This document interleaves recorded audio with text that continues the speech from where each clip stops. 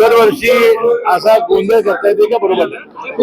त्यामुळे दूध उत्पादकाच्या ज्या अडचणी आहेत, कारण दूध हा असा व्यवसाय आहे की सकाळी आणि संध्याकाळी दूध घालायला येणारे दूध उत्पादक, विशेषतः भगिनी, यांचे अनेक प्रश्न असतात. त्याचं निराकरण होण्याची आवश्यकता आहे. वास्तविक ज्या पद्धतीनं गोंधळ घातला जातो त्यामुळे लोकांचे प्रश्न समजून येत नाही. आणि मला वाटतं आपण वार्षिक साधारण सभा ही शांततेने पार पाडली पाहिजे आणि निवडणुकीतच आपल्याला पैसा होईल याचा रेल्वे बोर्डमध्ये याचा पैसा होत नाही हे समजून घेण्याची आवश्यकता आहे. विरोधकांकडून सत्ताधाऱ्यांकडून बोगस पास वाटले गेले असा आरोप बोगस आहे ते खरे आहेत, त्याला तपासायला काही ते यंत्रणा नाही. त्यामुळं हे जर माहिती होतं मग कशाला आपण करायचे? निवडणुकीच दाखवायचं ना, काय करायचं?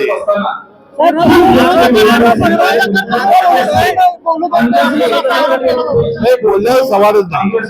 ज्या पद्धतीने त्याला तुम्ही बघितलेला आहे शांतता. उद्या बँकेची बघा आमच्या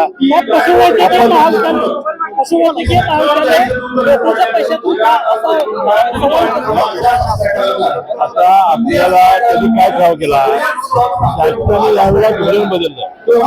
संस्थेला किंवा खाजगीला पशुवैद्यकीय महाविद्यालय काढण्याची परवानगी दिली तर शासनानं मदत केली तर एक गोकुळ काढणार आहे. कोणाला खाजगी माणसाला चालवायला देणार नाही असा ठराव केलेला आहे.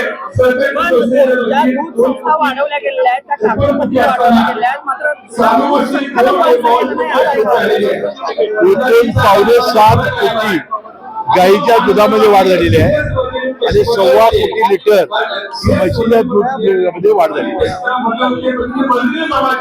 आणि आम्ही सत्तेमध्ये एखादा शब्द दिला होता, 2 रुपये प्रति लिटर गाईच्या म्हशीच्या दुधात दरवाढ करू. जवळजवळ 11 रुपये ही गाईच्या दुधात दरवाढ झाली आणि 7 रुपये म्हशीच्या दुधात.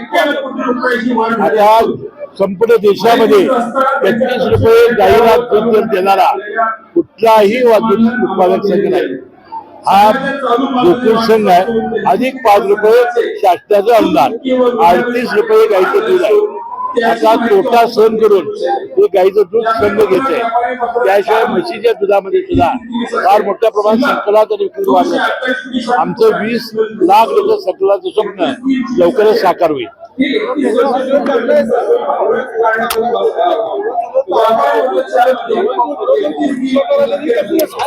माझं काय म्हणणं आहे, शांतपणानं वार्षिक साधारण सभा हा सत्ता कुणाचा घेणारी ही सभा नाही. ही सभा दूध उत्पादकांच्या अडचणी सोडवणं, त्यांच्या ज्या अडचणी आहेत, तक्रारी आहेत, त्याचं निरसन करण्यासाठी आहे. हे समजून घेण्याची आवश्यकता आहे.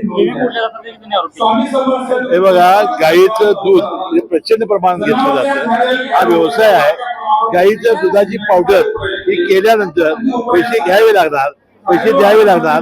आपल्याला माहिती नसेल किती प्रचंड प्रमाणात गोकुळचा व्यवसाय आहे.